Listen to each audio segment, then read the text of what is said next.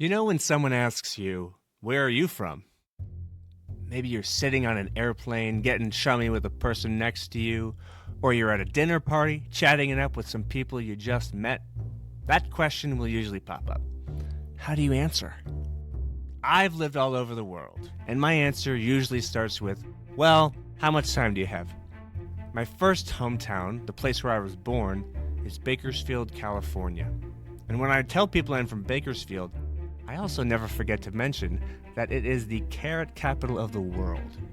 We've been highlighted in some movies, notably Castaway. You know the porta potty Tom Hanks uses to build a boat to escape the island?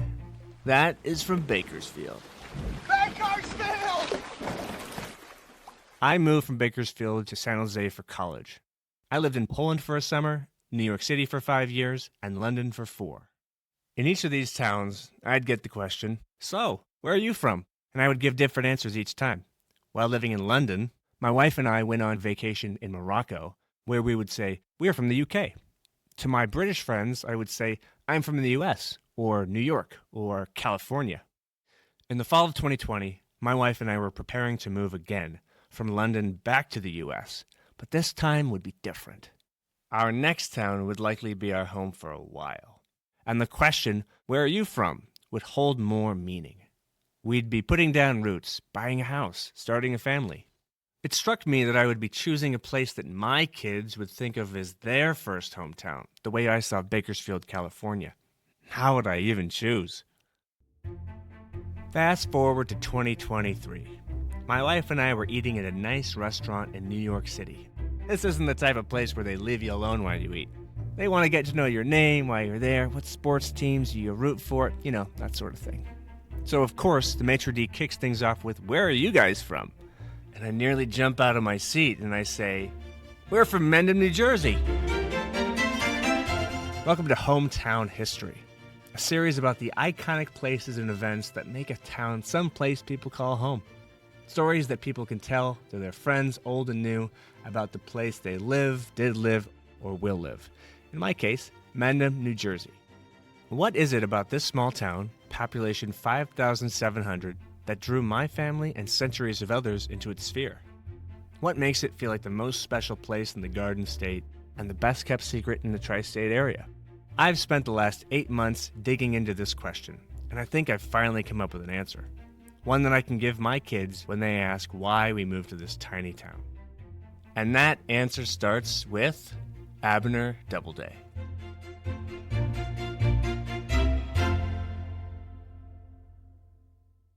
In the fall of 2020, my wife and I had just moved back to the U.S. We were living in temporary housing in Morris County, an area we didn't really know much about. We were anxious to find some place more permanent, a house we could really settle into.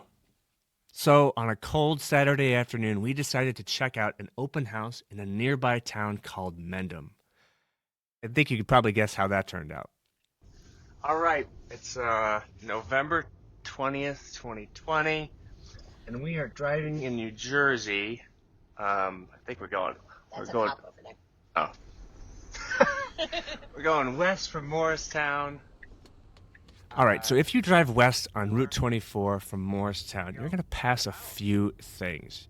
You'll pass Del Barton, which is a boys' school once attended by the actor Peter Dinklage. You're going to pass a crosswalk denoting something called Patriots Path. All right, we got to stop for these guys. They have a dog, so we got to stop for them. But then, eventually, you'll pass a sign that's not only inviting and quaint, but also educational. It's a welcome sign. It says, welcome to the borough of Mendham, settled in the 1720s. There you go. Yeah, weird they couldn't nail down a specific year, but regardless, it's definitely old. I mean, this town was around decades before Washington's army spent a hellish winter over in nearby Morristown.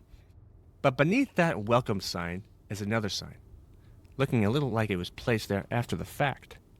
In big emerald green lettering, this sign says, Home of Abner Doubleday, the founder of modern baseball.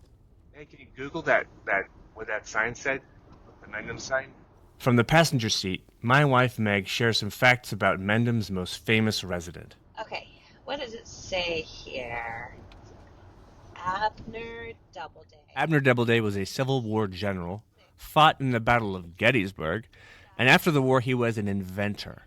He patented San Francisco's most iconic form of transportation, the cable car. Meg scrolls through the Wikipedia page, hoping for some clue as to what brought the father of modern baseball to Mendham, whether he liked it here, and maybe whether we will like it here too. Instead, what she found was a little bit confusing. Wait.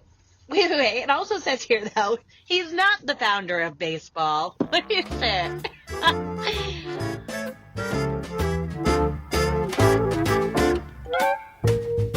And there you have it.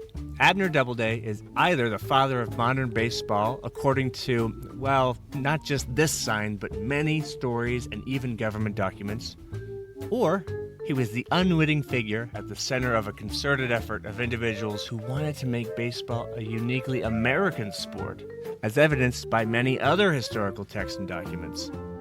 What a way to welcome you to Mendham.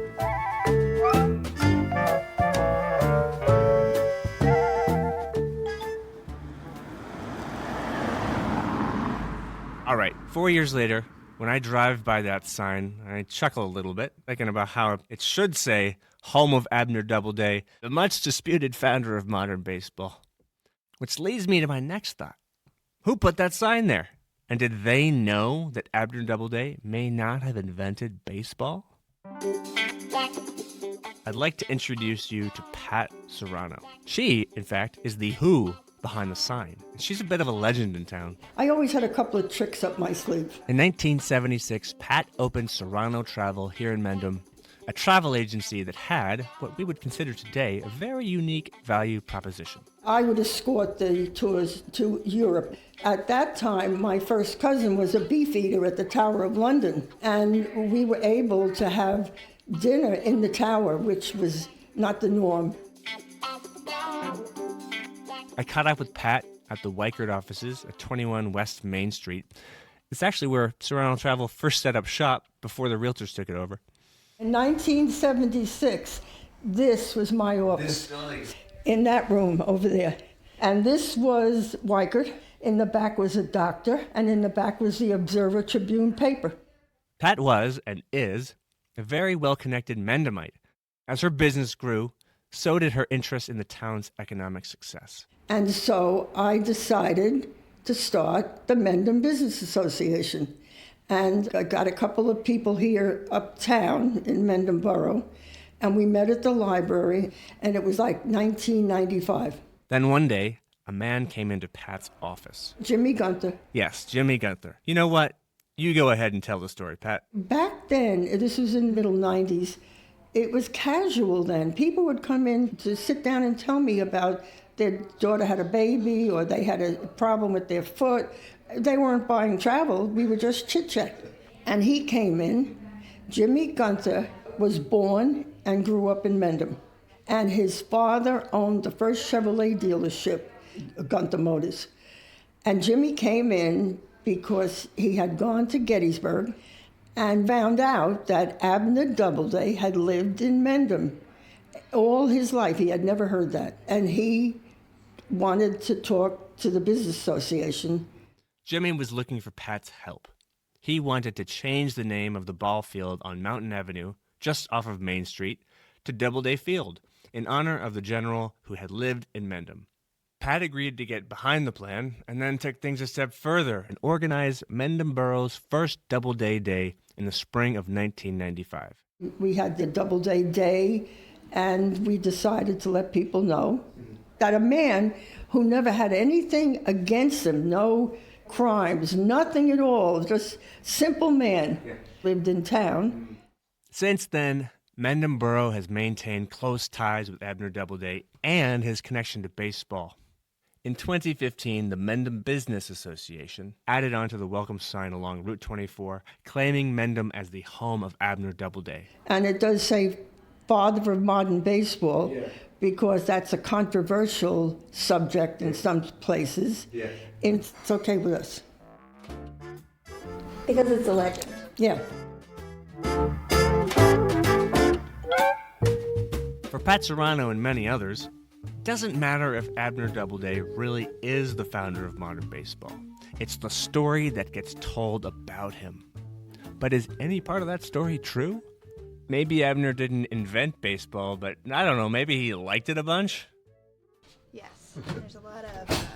My producer, Katie, scoured the archives of the Mendham Borough Library for any reference to Doubleday and his affiliation with baseball. Deep in the bowels of the library, well, technically behind a door in the storage room in the basement, there's a slim file containing old newspaper clippings from the Doubleday era. Now, this is the late 1800s. Katie pulls out a fraying sepia-toned article dated January 20th, 1893. So this is sort of like his obituary. Does it say anything about him being the founder of baseball? Well, no, it won't, because this was 25 years before that myth was created. So he had nothing whatsoever to do with baseball in his life. J.B. Mannheim, or Jerry Mannheim, is the author of several novels of historical fiction.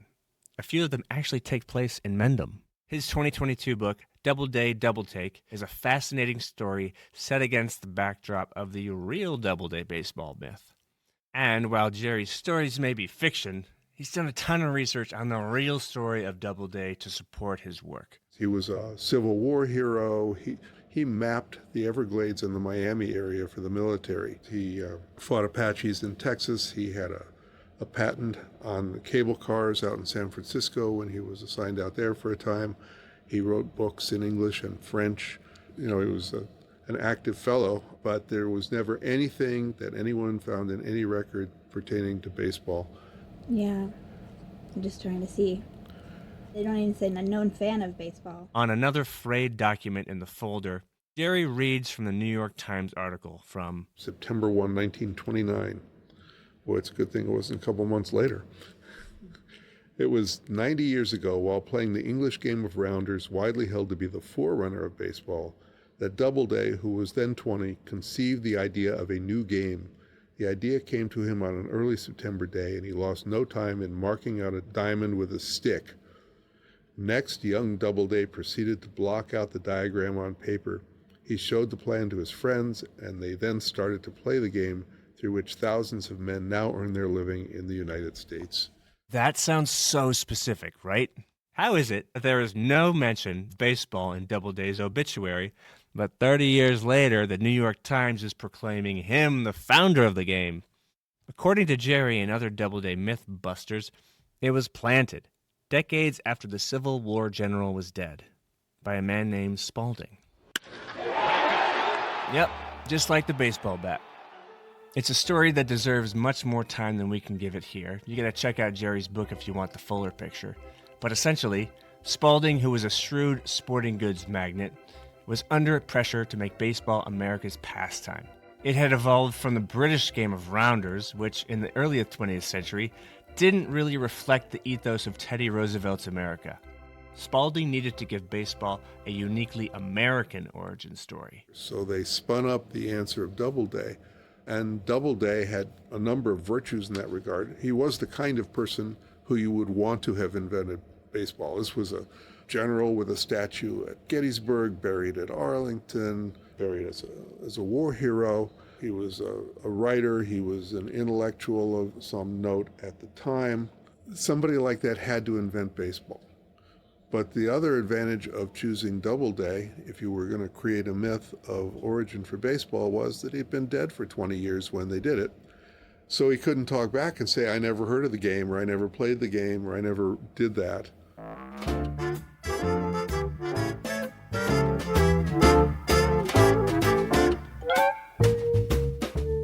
And that's kind of the allure.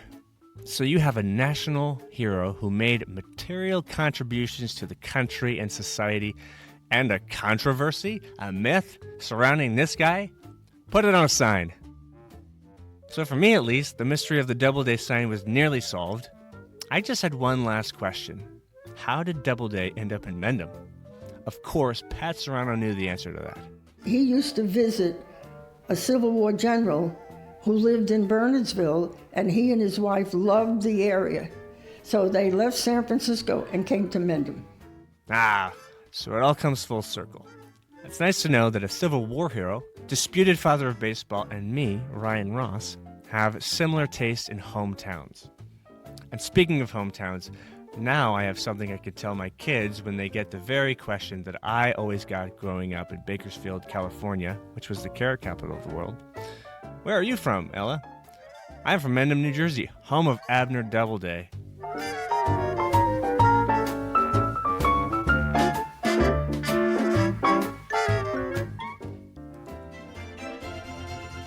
All right, this episode was written and produced by Ryan Ross and Katie Feather. It was mixed and edited by Katie Feather. Our theme music was La Danse Timide by Howard Harper Barnes.